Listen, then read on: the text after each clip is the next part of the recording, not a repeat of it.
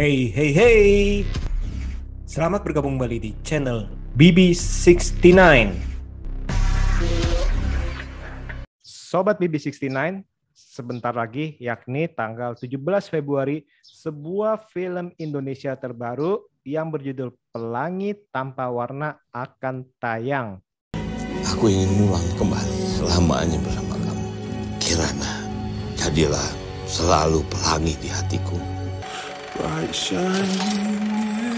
Film yang diadaptasi dari novel berjudul yang sama yang ditulis oleh Mahfriza Kifani ini, film ini dibintangi oleh Mas Rano Karno dan Mbak Maudy Kusnedi, terus ada Sayan Saka dan Ratna Riantiarno. Nah, pada segmen Bincang Santai kali ini saya ditemani oleh Mbak Ami. Apa kabar Mbak Ami? Halo, Sobat Kongko BB69. Alhamdulillah baik-baik nih. Nah, kita nih sekarang nih udah bergabung dengan kita nih, orang tamu spesial ya Mbak Ami ya. Iya benar nih, ada Mas Indra ya. Mas Indra Gunawan, sang sutradara. Apa kabar nih Mas Indra? Baik, alhamdulillah sehat-sehat semua. Waduh, Mas Indra, boleh gak sedikit cerita mengenai bagaimana ini kok bisa terlibat dalam proyek ini? Oh gitu. Gini, awalnya itu kan proyek ini tuh terjadi ketika Falcon Picture mengadakan suatu event ya. Dia punya event, punya anak perusahaan sendiri, itu namanya Quiku.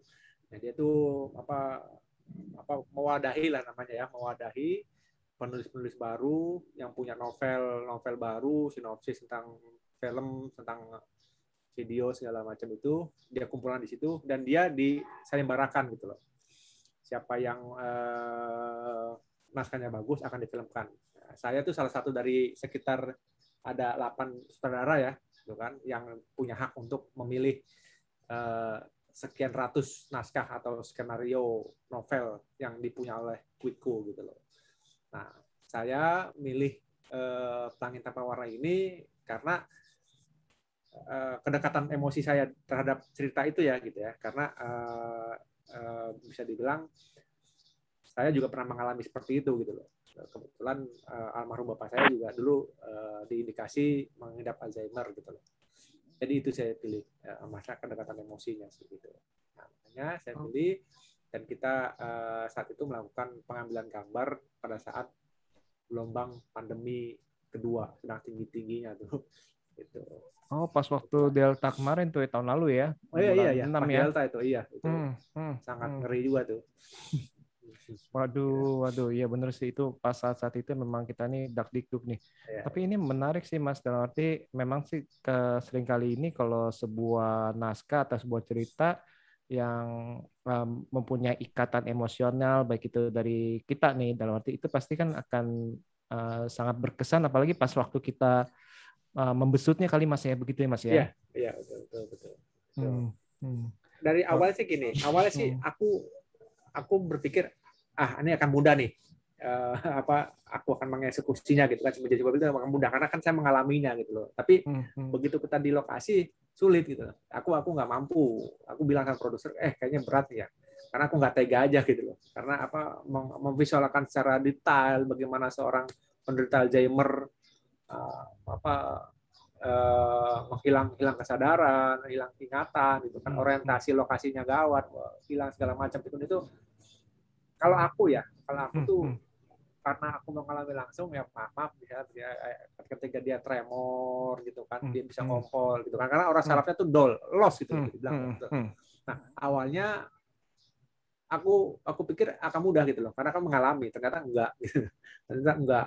Aku sangat bisa dibilang nggak tega gitu kan, nggak tega. Tapi diambil jalan tengah yang nggak usah terlalu detail gitu kan. Kan kita juga nggak bicara tentang masalah Alzheimer-nya gitu kan. Kita tentang masalah suatu keluarga harmonis, ada suatu anggota keluarga yang menderita dan kita harus mengcovernya mereka gitu kan, mendukung dia gitu. Itu sih masalah sih, intinya masalah kehangatan keluarga gitu aja gitu.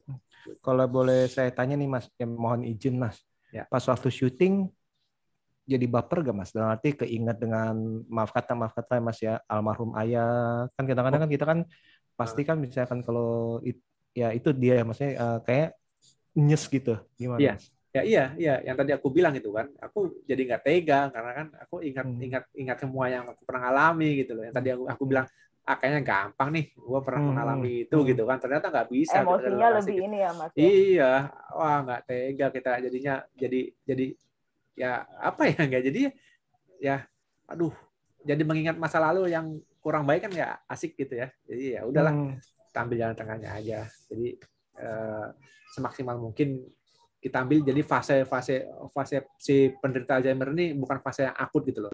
Jadi fase-fase awal sih sebenarnya gitu loh. Jadi mereka masih ada on off gitu loh. Masih ada on off. Kadang-kadang ingat, kadang-kadang enggak. Kadang-kadang emosional, kadang-kadang enggak, kayak gitu-gitu. Itu awal-awal fase awal-awal itu sih. Gitu. Oke, Mas mau nanya Mas. Ya. Kalau ini kan diangkatnya dari media novel ya Mas ya. Iya.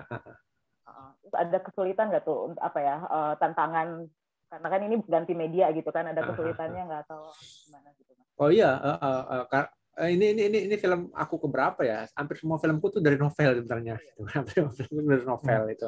Ya, pasti ada gitu kan, karena pindah media kan, dari novel yang ratusan lembar kita harus pindahkan ke sekian menit gitu kan. Nggak mungkin kita semua lembaran-lembaran itu kita jadikan film sebenarnya, enggak gitu kan. Karena itu intinya sih itu aja, kita ambil garis merahnya aja sih, benang merahnya aja sih, kita mau ngomongin apa sih gitu kan, kita mau ngomongin apa tentang Alzheimer dan tentang keluarga yang hangat, harmonis, tiba hancur, dan mereka harus berusaha untuk menyembuhkan si anak. Itu aja sih sebenarnya.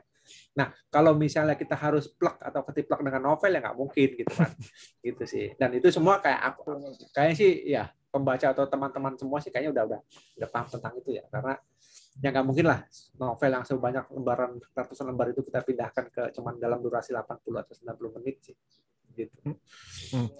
Ada ketakutan nggak dalam arti nanti penggemar novelnya ya pastilah mau film besar pun seperfect apapun akan dibilang oh ini novelnya kayak gini kok, ini kok jadinya kayak gini. Nah, kalau dari pengalaman Mas Indra gimana nih Mas Indra? Oh iya, aku mengalami itu, tapi kesini-sini kayaknya udah enggak ya. Dulu novel film pertama aku tuh di Renatan itu emang begitu kan, karena pembacanya kan pembaca remaja tuh, agak fanatik tuh. Remaja udah fanatik.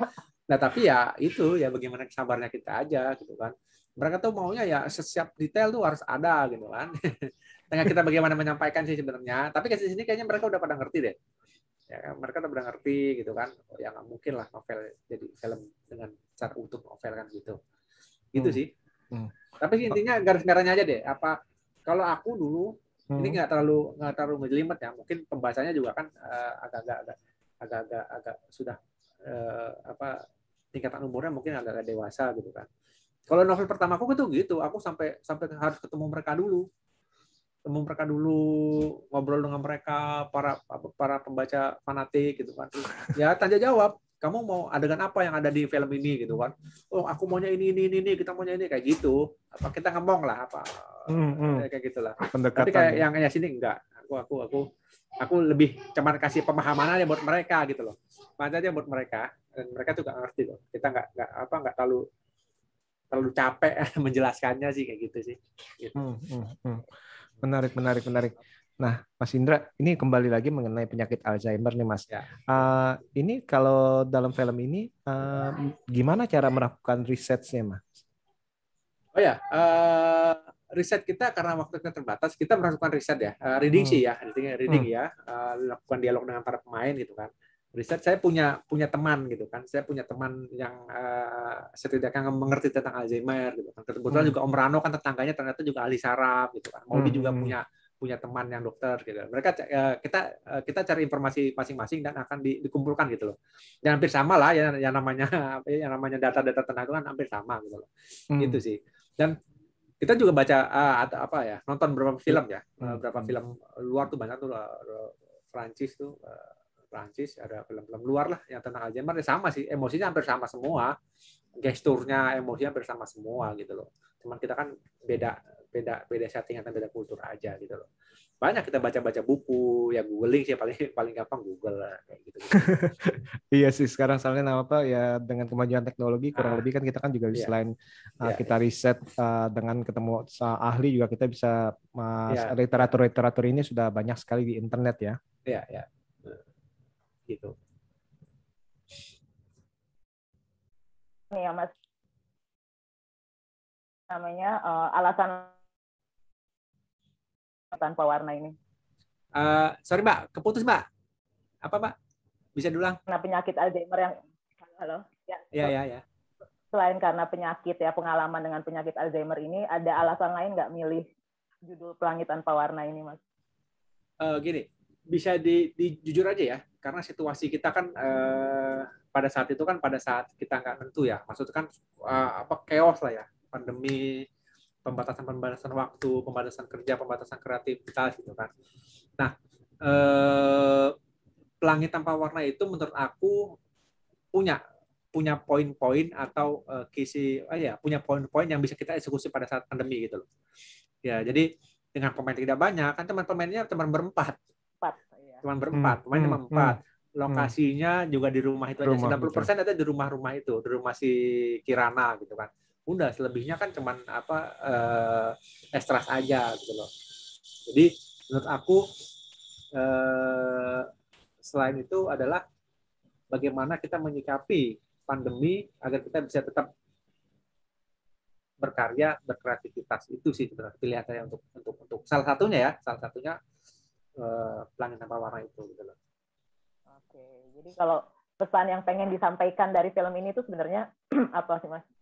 Kalau aku sih cuman mau bilang ya, ketika kita punya waktu luang terhadap keluarga ya manfaatin aja gitu loh. Karena kan kita nggak tahu tiba-tiba sesuatu yang terjadi bisa merubah kehangatan keluarga kita, keharmonisan keluarga kita. Gitu. Jadi apa waktu yang kita alami saat ini ya nikmati aja gitu. Dan itu satu. Kedua, kalau aku bilang kalau masalah penyakit itu ya, obat yang paling istimewa adalah kehangatan dan berada di tengah-tengah keluarga gitu. Support sistemnya ya Mas ya. Support berarti ya. Dimana ya tadi itu kembali lagi di keluarga, dan sebagai keluarga juga kita harus bisa bersiap untuk yang terburuk maupun yang terbaik ya Mas ya. Iya. Seperti itu. Oh ya Mas Indra, film ini kan mempertemukan istilahnya kembali nih aktor dan aktris legenda nih zaman kita istilahnya, Mas Rano Karno dan Mbak Maudy Kusnedi. Boleh cerita gak kenapa nih kok sampai memilih mereka, atau istilahnya kok sampai mereka terpilih, gimana nih Mas? Jujur aja awalnya tuh dari aku baca naskah tuh yang udah kebayang tuh Maudy sebenarnya gitu kan.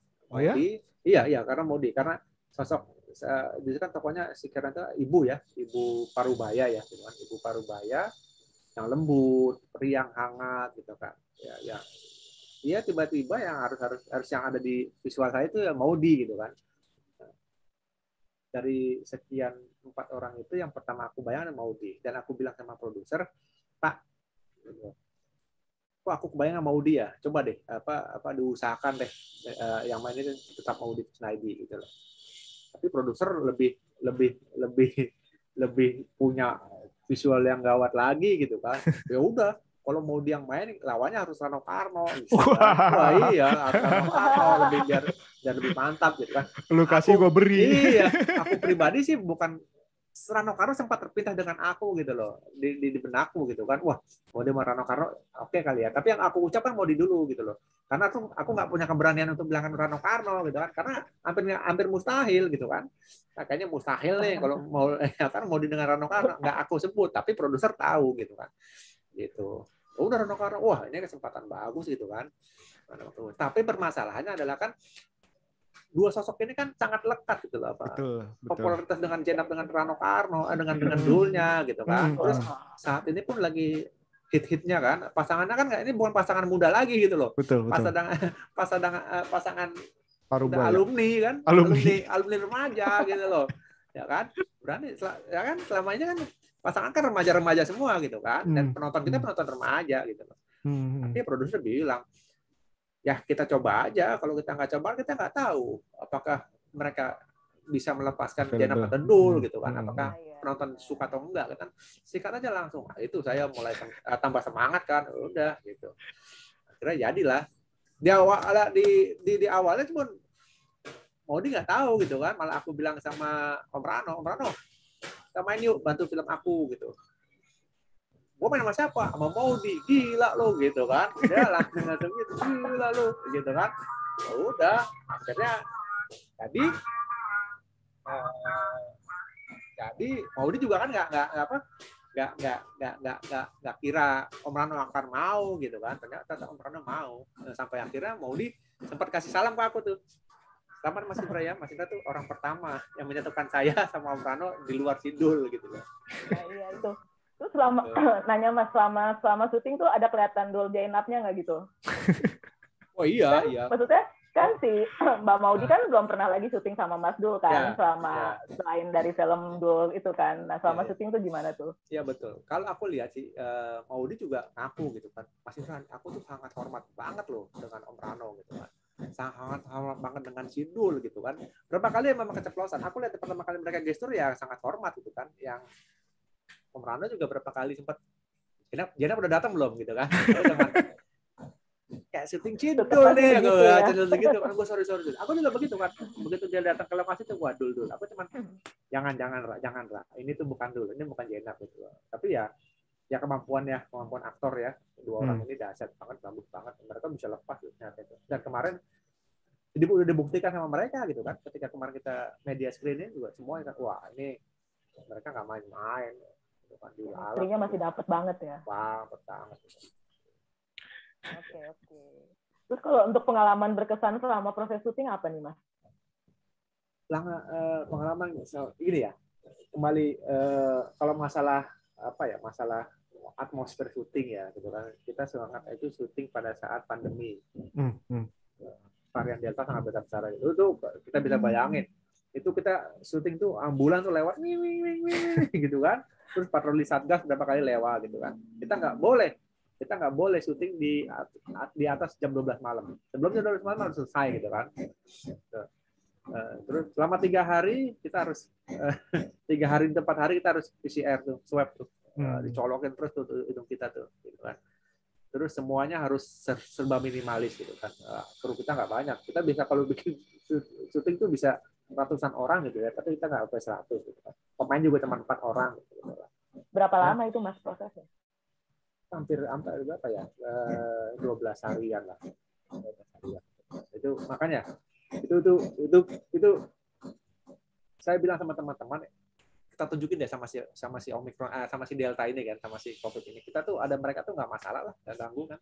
Dan alhamdulillah sampai proses syuting selesai kita nggak ada yang positif gitu. Alhamdulillah. Iya, alhamdulillah kita ada yang positif gitu kan. Itu satu kemenangan buat kita gitu kan. Satu kemenangan buat kita. Itu satu. Kedua ya berkarya bersama Om Rano dengan Maudi kan, 2 orang legend gitu kan. 2 orang legend dengan popularitas Maudi Jainabnya itu menurut saya itu suatu sejarah tersendiri ya buat saya gitu kan. Om Rano baik orangnya. Sangat ngomong, diskusinya enak banget gitu kan. Terus ya nerimo lah, maksudnya lu tuh gue mau diapain sih sama lu, itu aktor tuh oke lah. Padahal aktor kawakan nih berdua ya. Oh iya, saya belum lahir dia udah populer. Ya, pemain dari kecil kan. Udah dari kecil jadi dulu udah populer kan, udah ngetop. Dia seorang sutradara juga kan gitu. Gitu sih. Terus kenapa ibunya Bu Rianti Arno? Nah, itu dia. Setelah kita dapat 2 pemain ini gitu kan. Jadi ibunya harus kuat banget, nggak boleh ngejomplang gitu loh. Secara kemampuan acting atau aktornya gitu kan. Ya udah. Ya, saya juga ngefans juga sama Bu Ratna gitu kan. Beberapa kali saya nonton beberapa pementasan teaternya dan filmnya gitu kan. Udah sebut aja Bu Ratna gitu. Bu Ratna ya harus ya ada yang sanggup menimpali acting mereka berdua gitu loh. Di luar itu saya nggak kebayang ya. Karena faktor umurnya juga kan. Karena dari awal juga Om Rano sempat kaget ketika baca naskah kan. Nah, ini gua ada ibunya. Siapa yang jadi ibu gua gitu kan. Gua aja 60 gitu kan. Gitu. Apa gitu. Ya udah, Mbak Ratna mau enggak? Mbak Ratna sih aku pikirannya gitu ya. Oh, Mbak Ratna ya. Ya udah Mbak Ratna dituain aja. Mbak Ratna dituain, Om Rano dimudahin dikit gitu kan. Ya. Iya gitu. Jadi benar. Gitu sih. Ya emang Mbak Ratna ya. Ya itulah, harus ada satu lagi yang bisa ngimbangi kemampuan acting Maudi dan Rano, yaitu Mbak Ratna yang bisa gitu.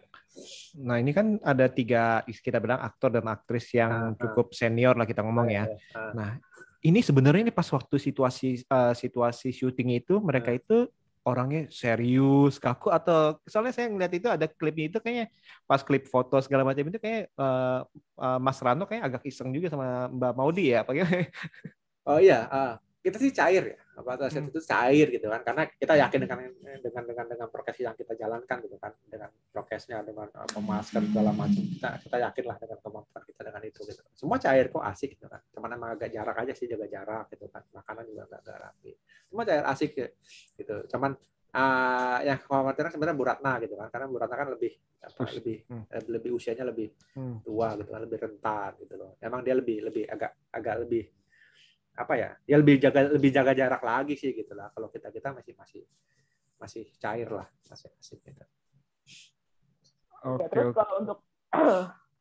kalau untuk proyek impian Mas Indra apalagi nih selain ini yang belum terrealisasi gitu, Mas ada pengen bikin film apa gitu, mungkin dengan genre yang lain atau gimana? Oh ya, aku karena basicku aku suka sejarah gitu ya. Aku sih pengen bikin film sejarah sebenarnya gitu. Ada beberapa lah yang sudah mudah-mudahan gitu ya bisa terrealisasi gitu kan. Boleh kasih bocoran nggak, Mas? Ada satu, kita lagi persiapan gitu. Ada satu film novel ya dari sejarah itu tentang ya periodik lah, 1927-an gitu lah. Oke, tahun 20-an ya. 27 gitu. Oke. Satu lagi yang 1965 gitu. Saya sangat suka dengan sejarah-sejarah, terutama sejarah 65 ya gitu ya. Itu impian saya sih. Wow, keren. Keren. Kalau science fiction enggak, belum. Science fiction sebenarnya saya punya satu film science fiction gitu loh. Sci-fi ya. Itu tapi sampai saya ini tertunda lah masalah pandemi. Itu judulnya sih tentatif ya. Kalau waktu saya syuting itu judulnya Indonesia 2054. Jadi menyambut 100 tahun Indonesia merdeka gitu loh. Jadi kita gambarkan Indonesia atau Jakarta ya khususnya tuh pada saat kemerdekaan 200 tahun itu gitu loh. Itu sih. Oke, jadi ini masih proses ya. Jadi udah dalam proses ya. Kita bilangnya. Wow, oke, keren nih. Nanti bukan science fiction ya, apa ya? Ketika saya presentasi kepada mereka, dia bilang sih Mas Indra, bayangan Mas Indra ketika Indonesia merdeka 100 tahun itu seperti apa sih gitu kan? Apakah kayak Star Trek terbang gitu. Wow. Aku kan apa adanya kan. Enggak sih. Kalau aku sih pengennya Indonesia Jakarta lebih hijau aja gitu kan, lebih hijau gitu. Malah lebih hijau. Iya, kalau aku bayangin gitu kan. Secara teknologi nggak terlalu jauh gitu kan. Kita 50 tahun merdeka aja masih begini gitu loh. Bukannya aku nggak seliar atau apa, tapi realistis lah. Kalau kepengen aku ya Indonesia ya lebih hijau aja, lebih hijau, lebih teduh, lebih sejuk gitu kan. Itu kan lebih asik gitu loh daripada yang mobil terbang-terbang. Iya betul tinggi gitu kan. Terlalu ngayal ya. Ya. Oke, keren. Jadi kita nanti kan nih sejarah sama sedikit science fiction nih. Malah gambarannya keren nih. Indonesia lebih hijau nih. Biasa kan kalau yang misalnya kalau banyak film-film masa depan malah lebih gersang, distopia istilahnya ya. Oke. Nah, Mas Indra nih, sebelum kita tutup perbincangan kita hari ini nih, kira-kira apakah ada pesan untuk para sobat BB69 yang akan menonton film Pelangi Tanpa Warna ini? Oke. Buat teman-teman yang mau nonton film Pelangi Tanpa Warna, jangan takut gitu kan. Bukannya kita mau melawan COVID atau apa gitu ya, tapi yakinlah kita harus saling meyakinkan gitu kan. Seperti kami gitu kan. Kami tetap maksa, bukan tetap maksa, untuk tetap tayang pada waktu yang ditentukan itu termasuk optimis dan kepercayaan kita kepada 21 itu, pada kawan-kawan kita harus saling percaya aja sih, percaya aja, jangan nggak takut karena prokesnya gue ketat gitu kan, walaupun dari 75% kursi di bioskop menjadi 50% gitu kan. Kalau produser saya lebih gila lagi, tayang aja, walaupun 20% di bioskop, tayangan aja nggak apa-apa. Yang penting kan kita, iya kan? Masalah penonton kan masalah selera gitu loh. Yang penting kita menyebarkan optimisme itu aja gitu loh, optimisme gitu loh. Yang penting kita nggak melanggar hukum gitu kan. Kecuali ditutup 100%, ya oke, kita nggak bisa ngapa-ngapain ditutup 100% bioskop gitu loh. Gitu.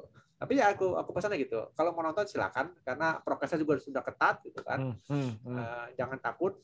Karena menurut aku ya karena ya tadi kita harus optimis gitu kan, orang optimis ke depannya, harus optimis kesehatan ke depannya segala macamnya gitu loh. Betul. Soalnya Kalau apa kita sekarang terpukul ngerasa takut sendiri ya, kita pun juga mau ngapain juga di rumah aja gitu kan kayak gitu. Iya, Gitu sih. setuju. Kalau ada yang bertanya kok nekat sih, tetap ya karena kita mau memberikan rasa optimis gitu aja lah. Optimis, semangat gitu kan gitu. Jadi jangan takut, ya, prokesnya ketat. Satu lagi nih sebelum tutup nih, Pelangi Tanpa Warna pengennya ditujukan untuk pangsa pasar apa nih, keluarga atau gimana? Atau semua orang bisa nonton gitu?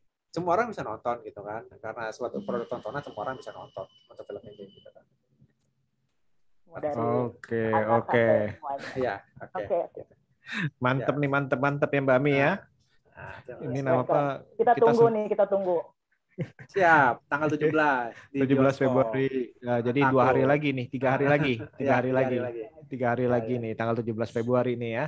Oke, Mas Indra, terima kasih banget nih untuk mampir di Bincang Santai BB69 channel. Semoga nih, saya berharap nih kita bisa ngobrolin karya-karya Mas selanjutnya nih, karena kayak udah banyak nih karya-karya selanjutnya lagi ngantri untuk dari kemarinnya waktu itu sempat diomongin nih, kayaknya ada beberapa judul nih.